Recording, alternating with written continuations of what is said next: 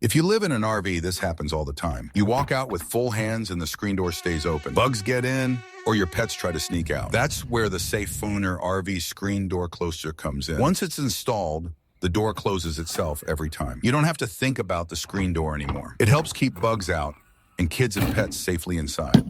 We upgraded the tension control from our first generation design based on real customer feedback. Everything you need comes in the box. Let's get it installed. Before you start, make sure you have at least 0.4 inches of space here. 0.9 inches or more is ideal. Once you choose the mounting spot, use the included drill bit to pre-drill the holes. Then secure the main body on both ends. Next, line up the mounting block with the steel cable.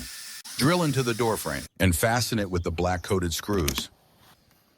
This setup won't affect how your screen door closes normally.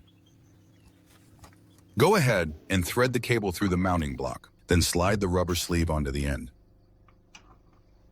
Use the provided hex wrench to slightly loosen the 2 screws on the stop sleeve. Don't remove them, just loosen. Thread it onto the cable behind the rubber sleeve. Pull the cable to the tension you want, then tighten the screws to lock everything in place.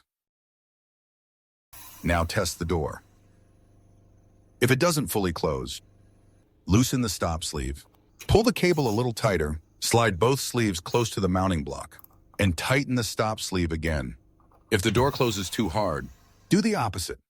Loosen the cable slightly until it feels just right. Once the tension is dialed in, cut off the extra cable, and you're done. A clean, sleek, powder-coated aluminum upgrade. No more doors left open, no more kids forgetting the door, and no more shouting. Shut the door. Upgrade your RV with Safoner. Links in the description.